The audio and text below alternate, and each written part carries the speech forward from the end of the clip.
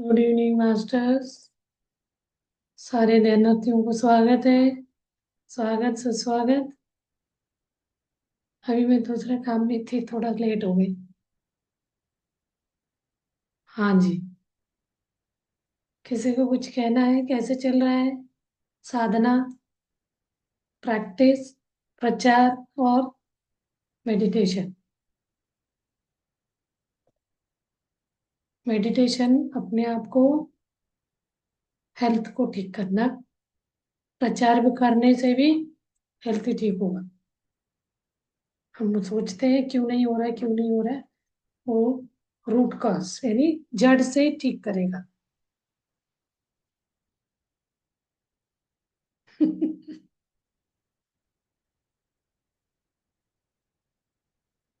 हाँ जी। आज हम वो मूवी को डिस्कस करेंगे। आज हम एक और काम कर रहे हैं। टैबलेट्स का वो थोड़ा रिव्यू कर रहे हैं। जो स्पिरिचुअल टैबलेट का हमने L1 पढ़ा है, उसी में कुछ कुछ ऐड कर रहे हैं, कुछ एग्जांपल दे रहे हैं। तब हम सोच रहे थे हर एक टैबलेट के लिए, इंस्पिरेशन के लिए हम ऐसा करेंगे, कुछ बुक पढ़ो बोलेंगे पढ़ेगा नहीं, तो फिर हम मूवी डाल देंगे। मूवी को तो हर इंसान को एक मजे से देखता है, वो याद भी रहता है। उस टैबलेट का एग्जाम्पल वो ये करने से ठीक हो गया। इम्पॉसिबल कुछ भी नहीं है, हर चीज हम कर सकते हैं। We are the creator of own reality के लिए एक मूवी, ऐसे हम डिस्कस कर रहे हैं आगे। पहले नेक्स्ट फ्यूचर में हम करने वाले हैं, वो तो हो गया डिसाइड। अब आज उसी टॉपिक पे हम डिस्कस कर रहे थे। सारे टैबलेट पे एक एक मूवी रेफर कर देंगे। तो ये देखे बुक्स भी है, बुक्स पढ़ने वाले बुक्स पढ़ेंगे, बुक भी रेफर करना है एज वेल एज मूवी भी रेफर करना है।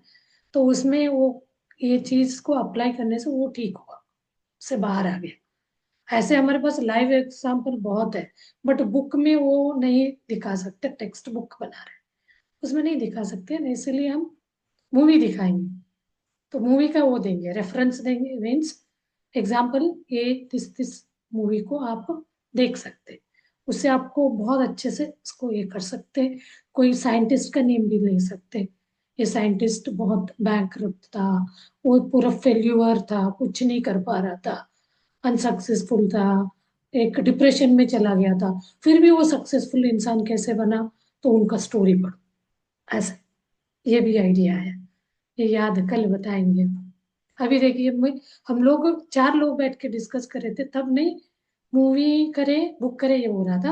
अब साइंटिस्ट का भी हम वो ऑटोबायोग्राफी, ऑटोबायोग्राफी ऑफ साइंटिस्ट का, कोई भी साइंटिस्ट भी ऐसे ही होके वो सक्सेस हो रहा था, उनका भी हम डाल सकते। तो अभी हम आज वो हो रहे, वो मूवी हो पाए थोड़ा सा बताऊंगी मैं, जो हमें स्पिरिचुअल वे में समझने का है वही चीज बताऊंगी।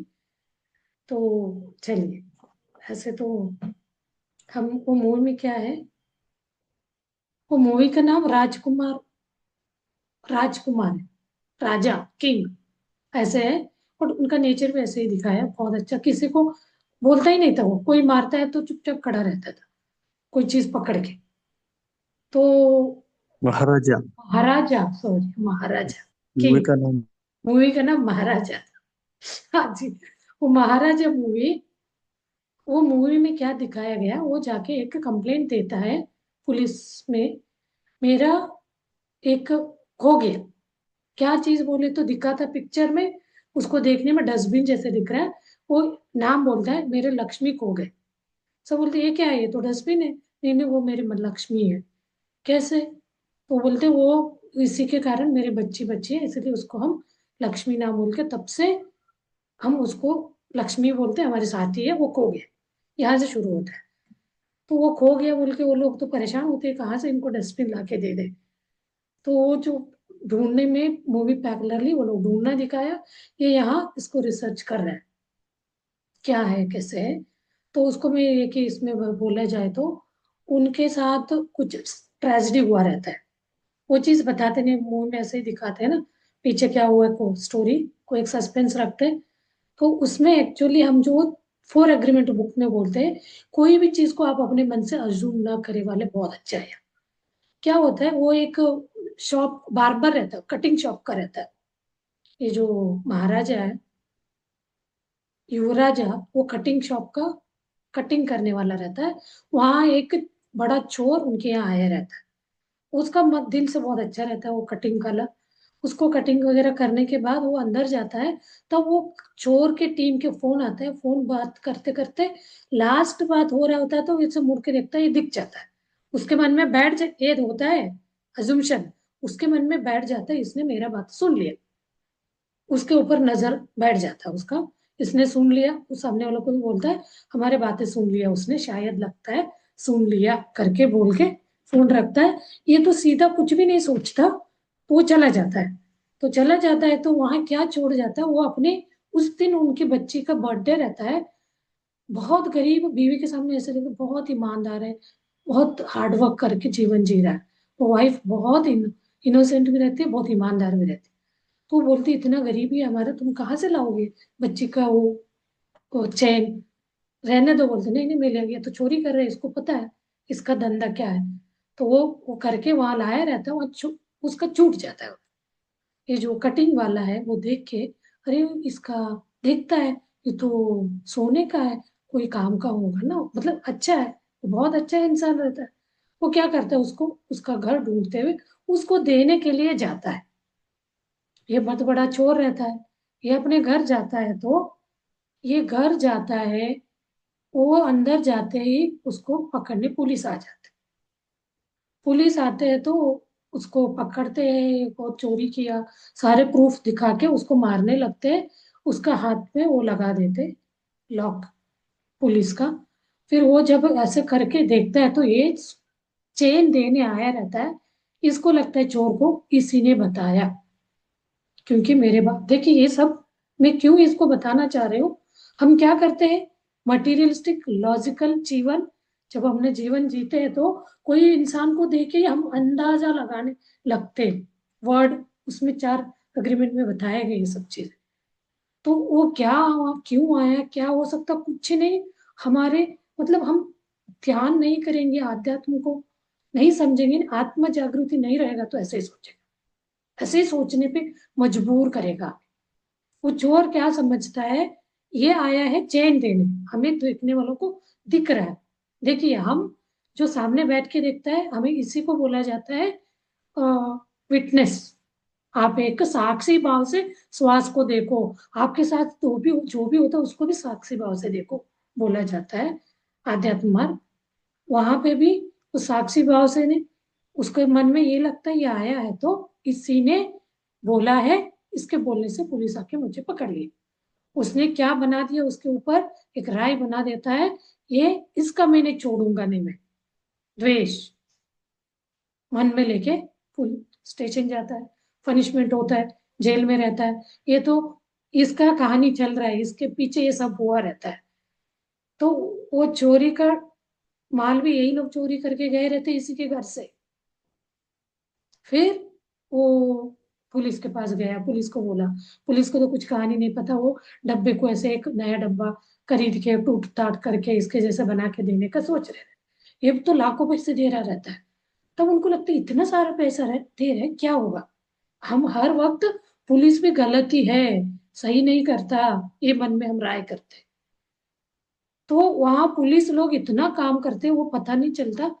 लास्ट में पता चलता है इनके साथ क्या हुआ होगा, क्यों ऐसे ये डब्बा, वो एक डस्टबिन को ढूंढने आया। ये सारे पिक्चर को वो लोग समझ के एक व्यक्ति को पकड़ के इसके पास से ले आते, ला के इसको बोलते तुम्हारे वो डब्बा चोर को पकड़े, पकड़ो इसको ले लो। तो ये क्या बोलता है, देखिए कर्मा, अपने अपने कर्म के हिसाब से इंसान कर्म करता है। तो यहाँ पत्री सर भी बोलते हैं उनको छोड़ दो, no judgement no complaint, no complaint no judgement. ये जाके बोल रहे हैं पुलिस में कंप्लेंट करा सब करा। जब उसको पकड़ के लाया तो वो पुलिस आके पूछते क्या करना है इसका, तो मेरा डब्बा चोर को हम पकड़ लाए, ये है दे, ले लो। तो बोलते छोड़ दो। तो पुलिस लोगों को गुस्सा आता है। तो वो क्या बोलते हैं, तुम क्या समझते हो, तुम्हारे बच्ची के साथ ऐसा कुछ रेप वगैरह हुआ तो आप छोड़ देते क्या, ऐसे बोलते हैं। तो उसको शौक लगता है, ऐसे क्या, ये कैसे बोल रहे हैं। तब वो बोलते हैं क्या समझे है तुम, हम लोगों को पुलिस को हमें नहीं पता तुम्हारे साथ क्या हुआ। देखिए यहाँ अच्छे ये भी होता है। उन्होंने इसका पूरा स्टोरी को पता लगाया रहता है, इसके साथ क्या हुआ है, वो डब्बे को लेके वो क्यों कंप्लेंट करने आए। वो कहानियां बताऊं तो उनकी बच्ची के साथ रेप हुआ रहता है। रेप कौन करा रहता है? ये जो चोर के 3 लोग टीम रहता है, ये जो जेल में गया, वो उसके साथ 2 लोग और रहते हैं। तो इनके बच्ची 15 ईयर्स के, 15 साल की बच्ची रहती है। वो कोई स्पोर्ट्स के लिए दूसरे गांव गई रहती है खेलने। तो वो वापस आ रहे रहते, उसके पापा को बोलती मैं आ रही हूँ आज, मुझे ये वाला शूज चाहिए, आप मुझे ले आओगे मेरे आने तक। बहुत प्यार से पाला रहता है। तो शूज लेने जाता है, शूज लेके आने में लेट होता है। वो बच्ची पहले आती है। तो वो चोर लोग उस समय घर में आके, चोर कौन है? जो जेल में गया था, जेल से वापस आया, उसके मन में बैठा है उसने मेरे को जेल भेजा है, उसको नहीं छोड़ूंगा। द्वेष। वो जो लेके बैठा रहता है ना, सीधा उसके घर चोरी करने आता है। वो पूछने भी नहीं जाता है क्या है उसके बच्चे का, क्या हुआ होगा, बीवी का कुछ नहीं पूछता। लेकिन उसकी बीवी बहुत ईमानदार रहती है। उसको जैसे पता चलता है कि चोर था, चोर है, चोरी करके ये सब कर रहा था, वो पति को बोलती है आप जो पुलिस को ले जाइए। तो अपने आप को विधवा बना लेती है, मुझे पति ऐसे पति नहीं चाहिए, मेरे बच्ची और मैं, हम बहुत अच्छे से कैसे भी हम जी लेंगे, इसका चोरी का हमें कुछ नहीं चाहिए करके वो सारे रिजेक्ट करके अपना जीवन एक विडो के जीवन जी रहे रहते। ये इधर हो गया। अब यहाँ क्या हो गया, वो बच्ची के साथ उन्होंने कैसे किया, वो चोरी करने इनके घर आया था, वही द्वेष के लिए उसके घर पे चोरी करने आया, किया डकैती। वो चोरी करके जा रहे थे, उसी समय वो बच्ची उनके घर में एंटर होती, अपने ही घर में, उसको नहीं पता चोर आया क्या है। तो इनके अंदर तो इतना द्वेष है, वो बच्चे आए तो इतना बच्चे को मारना दिखाया, थोड़ा सा मारते हैं। मारने के बाद उसके मन में कुछ नहीं, चोर के मन में। लेकिन उनके साथ जो है, वो बोलते हैं ऐसे भी मार रहे हैं, उसको मारना ही है, हम लोग उसके साथ कुछ भी करेंगे।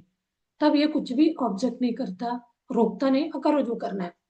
वो लोग उसको गैंग रेप टाइप का रेप करते, सिंपल बहुत अच्छा दिखा है, रेप करा वाला टाइप का दिखा दिया। ये हो गया। अब वो देखिए कैसे होता है। वो गया, ये सारी कहानी अब आ रहा है। लास्ट में एक को पकड़ा, मार दिया। अब दूसरे को भी ऐसे कुछ करके मार देते हैं। ये तीसरा वाला जो मेन विक्टिम है, जो मेन है, उसको पकड़ना है। तब वो बच्ची बोलती है उनकी, वो हॉस्पिटलाइज हुई रहती, पापा मुझे वो चोरों को, उन दोनों, चोर नहीं पता उसको, वो जो 3 लोग थे उनको देखना है मुझे। वो बोलते हैं महाराजा नहीं मत, क्यों देखना है? नहीं नहीं, मुझे देखना है उनको क्या मिला, ऐसा पूछना है। तो ठीक है करके वो ले जाता, एक ही बचा है, वो मेन विक्टिम जो था चोर, इसको रिवेंज लेने वाला। फिर उनको लेके जाते हैं बच्ची को। बच्ची तो थोड़ा बात करती है, तो उसको कुछ भी नहीं ये होता है, रियलाइज नहीं होगा। वो बोलता है मुझे तो इसको दुख देना था, देखिए हम क्या करते हैं, मुझे उसने मुझे जेल भेजा था, तो मुझे उसको दुख दे के मुझे सुकून, जिंदगी भर का दुख उसको देना था। आपको क्या मिला बच्चे पूछते, तो ये मुझे सुकून मिला, ये बोला। तो वो चली गई बच्ची। उसको आंखें बहुत वो हुआ रहता, मारा रहता है ना लोग। तो वो चली जाने के बाद ये आता है, उसका जो पापा जो है, वो आके उसके सामने वो छोरी का वो पोटली उनके सामने फेंकता है। तो उसमें इसने जो खरीदा है वो चेन रहता है। उसको देखते ही उसको डाउट लगता है, ये चेन मेरा, मैंने खरीदा था। तब वो बच्ची को लेके जा रहा रहता, वो बच्ची के बैक बैक में एक पिक्चर में दिखाया है ऐसे, छोटी बच्ची को, उसको कुछ मार्क रहता है, उस मार्क एक तरह घाव रहता है, उस घाव को ठीक करता रहता है वो, छोटी जब बच्ची रहती। तो वो दिखता है जब वो वापस जाती है, तो उसको थोड़ा सा वो चेन देखने के बाद उसको दिमाग में दिमाग चलने लगता है, ये चेन तो वो है मेरा। तब फिर वो बच्ची वापस जा रही है, तो उसके पीछे वो मार्क देखता है। तब उसको डाउट लगने लगता है ये कौन है बच्ची। तो उससे वो महाराजा से पूछता है, तो वहाँ स्टोरी बताता है, बैक स्टोरी। तो महाराजा वही बोलता है मैं वो चेन देने ही आया था। तो फिर आपको तो जेल में ले, सॉरी, चोर पकड़ के, सॉरी पुलिस पकड़ के ले गए। तो फिर मैं एक दिन मेरी बच्ची, मेरी वाइफ के साथ आपके घर गए वो देने के लिए घर गए। गरीब रहते, छोटा घर में रहते, वो रास्ते के रोड के बगल में। तो उनको अपनी वाइफ, उनकी वाइफ, उनकी बच्ची, इनकी 4 लोग, वो घर पे रहते हैं। कुछ सामान लेने आता है, खिलौना लेने, उनके बच्चे को देने के लिए। तो खिलौना लेने के लिए दुकान आता है। उसी समय एक्सीडेंट से एक ट्रक उनके घर के अंदर, घर में घुस जाता है। घुसता है तो वहां 4 लोगों में से 3 लोग मर जाते। उनकी बच्ची बच जाती वही डस्टबिन के अंदर। वो डस्टबिन उसके ऊपर ऐसे उल्टा उसके ऊपर बैठ जाता है तो वो बच जाती है। तो ये कहानी को क्या कहता है? तो वो चीज उनको बोलता है, बोल बैक बताता है स्टोरी। तो उसको उसको मतलब क्या है, मैं खुद बैठ के मेरी बच्ची के साथ ये सब करवाया। देखिए, हम लोग क्या सोचते। मुझे तो उस मोमेंट, मुझे आधा स्टोरी में पता चल गया यही होने वाला है, ऐसे ही हुआ है। बट ये सब भी मुझे ऐसे हुआ। तो हम लोगों को इंट्यूजन पावर बढ़ता है बोलते हैं, ध्यान करने से। हम लोग आगे क्या होने वाला है, हमारे साथ भी क्या होता है, ये भी हम समझ सकते हैं। मैं नहीं, कोई भी ध्यान करता है, वननेस में रहता है, ये चीज उनके अंदर पावर बढ़ता है। उनका खुद का अतीन्द्रिय शक्ति, सबकॉन्शियस माइंड उसको गाइड करता है, बताता है ये होगा करके। अब वो इतना गिड़गिड़ाता है, कुछ नहीं, ये तो इतना सहज सिंपल इतना अच्छा पर्सन रहता है, कुछ नहीं बोलता, वो निकल जाता है। अब देखो, उसको हर्ट करने के लिए, दुख देने के लिए, रिवेंज लेने के लिए क्या करते हैं हम? उसने क्या किया, ये किया। अब जब रियलाइज होगा, अब क्या, कौन परमानेंट दुख कौन ने दिया? नेचर। इसीलिए हमें, हमारे साथ जो भी गलत होता है तो इसका पीछे का रीजन क्या है, मुझे क्यों वहां चूज किया गया नेचर ने? कोई तो टाइम में उसको कुछ ऐसे तकलीफ दर्द दिया होगा। हर मूवी, हर वैसे बुक्स वगैरह पढ़ते हैं ना, तभी पत्री सर बोलते हैं सज्जन सांगत्य और स्वाध्याय करे। हर स्वाध्याय में, हर बुक का जो लिखा रहता है ना ऑथर, ये सोच के, वो अपना एक्सपीरियंस उसमें डाल के उसको जिंदा करा रहता है, लिखा रहता है। तो ये चीज मुझे इतना, मतलब सोचना, सोचना हमारे साथ जो भी गलत हुआ, क्या कारण होगा, क्यों हुआ होगा, उसके पीछे क्या है। तो उस दिन ही सोचा होता तो ये, वो तो एक पिक्चर है, रियल में भी हमारे साथ होता है। वो कभी कभी इस जन्म का रहेगा, कभी पिछले जन्म का रहेगा। इस जन्म का थोड़ा बहुत हम किसी से इंक्वायरी करके पता लगा सकते क्या हुआ हो सकता है, या इस मूवी के हिसाब से हम पता कर सकते वो क्यों आया, क्या है, थोड़ा अवेयरनेस में रहता है। तो वही वो कोई पिछले जन्म का है, पिछले जन्म में हमने उनके उनके बच्चे को मार के आया है तो वो इस जन्म में आके मारेगा। नहीं तो कोई पिछले जन्म में हमने कोई बच्चे को रेप किया तो वो इस जन्म में आके रेप करेगा। रेप के लिए भी बोलते हैं, ऐसे बोल के हम सबको ये मोटिवेट नहीं कर सकते तुम करो रेप, पिछले जन्म में आप कर्म बांध के आए, वो आपके साथ किया, इस बार आप उनके साथ करो, ये नहीं बोलते। होने के बाद जरूर बोलते, होने से पहले आपके मन में ऐसे दुष्टता, क्रूरता आ रहा है तो सोचो क्यों आ रहा है मेरे मन में ऐसे। कभी उन्होंने मेरे साथ किया होगा, मेरे मन में आ रहा है तो मैं भी वही करूंगा। तो ये क्या है, जनन मरण के चक्कर में घूमना हो गया। तो अभी मैं करूंगा, अगली बार वो करेगी, चलता रहेगा। तो इससे बाहर आने के लिए क्या करना पड़ेगा मुझे? क्षमा। ये देखिए आ गया कर्म सिद्धांत को, कर्म सिद्धांत से बाहर आना यानी क्षमा। तभी हम उससे छूट सकते, नहीं तो कभी नहीं छोड़ेगा। जितना छोटी बात तो छोटा, आपको गाली दिया, अभी गाली देंगे, ये गाली का सिलसिला चलता रहेगा। जब सामने वाला 10 गाली दिया, आपने सुना तो वो बोलेगा देखो इतना मैंने बोला, उसका गलती हुआ वो सुन रहा है। यही होता है, अनअवेयर जो है, अजागृत है ना, ये जो जानकार नहीं है, ध्यान नहीं करता, वो यही बोला देखो मैंने 10 बात सुनाया, फिर भी सुन रहा है, मतलब उसके मन में था, वो गलत था तभी सुना, बोलता है, क्योंकि उसका दिमाग उतना ही है, नॉलेज। लेकिन ये सुन रहे वाला, उसको पता है भैया मैंने कभी उसको सुनाया होगा, सुना रहेगा, सुन को खत्म करो यही, वो समझदार। ऐसे है करके खुले हम क्राइम करते जाएंगे, गलत करते जाएंगे, कभी नहीं खत्म होगा। हमें सोचना पड़ेगा। इसीलिए बोलते हैं, हर इंसान को ये इसको अपनाना चाहिए, ध्यान मार्ग को। अब बहुत लोग हैं स्पिरिचुअल में, फिर भी सुधार में, सही वाला स्पिरिचुअलिटी नहीं कर, जागृति भी नहीं, मैं आत्मा हूँ जागृत है, तो मेरे साथ जो भी हो रहा है उसके पीछे का कारण मैं समझ सकती हूँ। मुझे ये वाला क्यों हो रहा है, क्यों वो मुझे कष्ट दे रहा है, क्या कारण हो सकता है, तो उसको हम बहुत सहजता से सोच के हम वो 4 एग्रीमेंट को अप्लाई करेंगे। उसको एक्सेप्टेंस भाव, फिर क्षमा से हम उससे निकलेंगे। वो है जड़ से निकालना। बीमारी भी ऐसे ही होता है, सेम थिंग। इसी तरह से बीमारियां हमें आता है। ये चीज सोच के हमने सोच सोच के हम एक पैटर्न बना देते हैं, जैसे आदत बनाते हैं ना पीने का, स्मोकिंग का। ऐसे ही हम हमें बीमारी है करके हमारे डीएनए में उसको डाल देते हैं हम।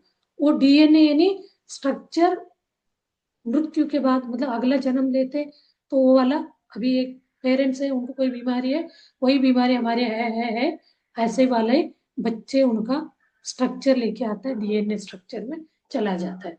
वो हेरिडिटी के हिसाब से जाता है। लेकिन आध्यात्मिक ध्यान मार्ग में वो भी नहीं है, वो तक खत्म होता है। कल ही हमने उसका डीएनए एक्टिवेशन, डीएनए क्लियरेंस का वो मेडिटेशन किया। तो ये थोड़ा सा हमारा सोच बदलने से हर चीज हम चेंज, नजरिया, चश्मा उतारी, चश्मा चेंज। काला चश्मा पहन के आप देखोगे तो काला ही दिखेगा, कुछ भी क्लियर नहीं दिखेगा। चश्मा खोलो तो बहुत अच्छा क्लियर दिखेगा, नहीं तो आपको धुंधला हो रहा है तो अच्छा वाला चश्मा क्लियर वाला, किसी का नंबर आता है वयस एज बढ़ते बढ़ते तो आप क्लैरिटी, छोटे अक्षर नहीं पढ़ पाते, मैं कभी कभी पढ़ती हूँ तो लगाती हूँ, तो ऐसे लगाने से क्लैरिटी मिलेगा। हाँ जी, अभी 10 मिनट्स बचा है, तो अभी हम ध्यान करते हैं। आप अपने साथ ऐसा कोई सिचुएशन हुआ है तो उस सिचुएशन को आप मन में लेके कैरी कर रहे हो। बीमारी हो सकता है, किसी व्यक्ति के साथ अनुबंध हो सकता है, उसको मन में लेके चल रहे, उसने मेरे साथ ये किया, तो आप उसको बहुत प्यार से पूरे को पूरा अंदर से निकाल दीजिए। रिलीज, उसको रिलीज, रिलीफ मतलब अपने से निकाल दीजिए इमेज अंदर से। उसी सोच भाव को बनाते रखते हुए ध्यान में बैठेंगे। तो मैं ये शरीर नहीं हूं, एक चेतना शक्ति हूं।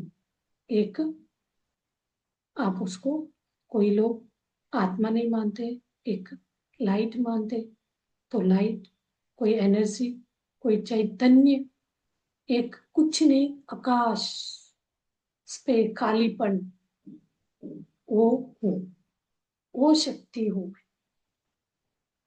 तो मेरे साथ जो कुछ भी हो रहा है, ध्यान में बैठिए, जो कुछ भी हो रहा है ये मेरा ही लेके आया हुआ डिजाइन है, मैं लेके आई हूँ। तो उसको मुझे एक्सेप्टेंस अपनाते हुए चलना पड़ेगा अंदर से भाव, एक क्षमा, माफ कर देना और माफी मांगना। मैंने ऐसे किसी को कोई जन्म में, अभी जो फेस कर रहे, मैं जो झेल रहे दुख दर्द, इस तरह का किसी को मैंने दिया है, तो मुझे जितना दर्द हो रहा है, दुख हो रहा है, उनको भी हुआ होगा। तो इससे मुझे छुटकारा है, छूटना है तो माफी। I am sorry, please forgive me, thank you, I love you. बहुत दिल से, मन से, अंदर से ये चीज अब बोलते हुए ध्यान में बैठिए। धीरे धीरे आपके श्वास, अपने श्वास के साथ एक साक्षी भाव से, मैं ये नहीं हूं, मैं कुछ भी नहीं हूं, ना ही मैं ये शरीर हूं, मेरे साथ जो भी है वो मैं हूं ही नहीं, मैं तो एक ध्याता दृष्टा हूं, उसको देखने वाला हूँ, वाली हूँ बस।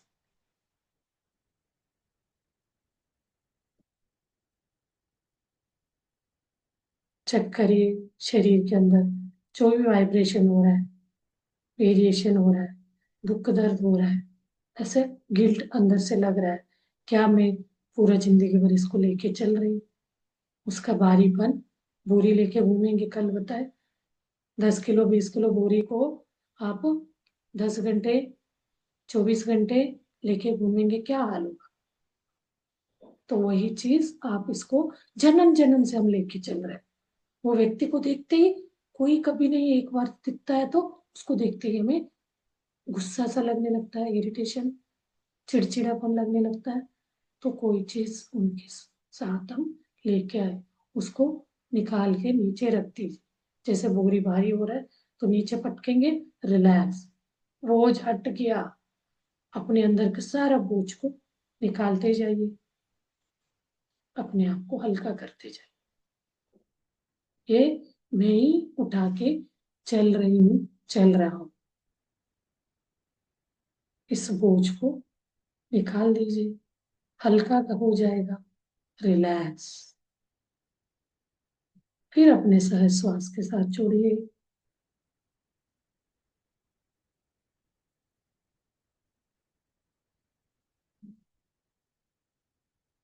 धीरे धीरे महसूस करते जाइए, विचारों से हम हट गए, श्वासों के साथ, श्वास के रिदम के साथ, आती जाती श्वास के साथ जैसे नाच रहे। श्वास अंदर जा रहा है, बाहर आती हुई श्वास को देखते देखते हम अपने आप में उसमें ऐसे मिल गए, घुल मिल गए। तो हम विचार और श्वास दोनों से हम परे हो जाते। ना ही श्वास रहेगा, ना ही विचार रहेगा, दोनों से मुक्त। जब इन दोनों से मुक्ति होता है तो ऑटोमेटिकली जीव तो खत्म नहीं हो गया, ये प्राण शक्ति श्वास हम जो अपने नाक से ले रहे, वो बंद होके ब्रह्मरंध्र से हम अपना श्वास लेना शुरू करते हैं। उसमें से अपार श्वास यानी विश्व प्राण से कॉस्मिक एनर्जी बहने लगता है, आने लगता है। वही शक्ति, वही एनर्जी आके हमारे अंदर का ब्लॉकेज क्लीन करेगा, नाड़ी मंडल शुद्ध। उसके बाद हमें रियलाइज करेगा, मैं ये शरीर नहीं हूं, मैं तो अनंत शक्ति वाला, अनगिनत पावरफुल वाला मैं आत्म शक्ति हूँ, आत्मा हूँ। अहम ब्रह्मास्मि तत्वमसि, कलविदम ब्रह्मा। मैं ही शिव शक्ति हूँ, मेरे अंदर ये सब, उसका रियलाइजेशन, उसका समझ होता जाएगा। जब आपका ये सारी चीजें मटेरियलिस्टिक लॉजिकल माइंड खत्म होता है, तब ये चीज आपके अंदर अलग तरह का परिवर्तन, सिक्स्थ सेंस, चित्ती इंद्रिय का जागृत होना शुरू होगा। आत्मा और परमात्मा के बीच का पूर्णात्मा, अंशात्मा, अंश से हम पूर्णात्मा के साथ जुड़ जाते हैं। इस स्थिति में बने रहिए।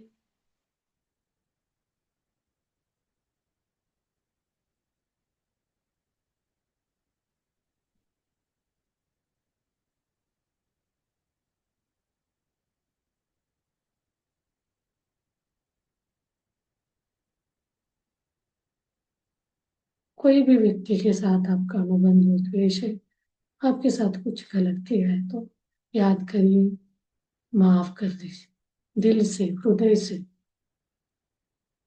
माफ कर दीजिए। कोई अपना हो, कोई दूसरा, कोई रिश्तेदारी में हो या कोई रास्ते चलते वालों के साथ भी कभी हम भिड़ जाते हैं तो निकाल दीजिए, उनको माफ कर दीजिए। और आप उनका बुराई को लेके बैठे तो माफी मांगे। भले ही आप अपने खुद के बच्चे ही क्यों ना हो, कोई भी बात हम उनको ऐसे बोले हैं, यही करना है, जिद से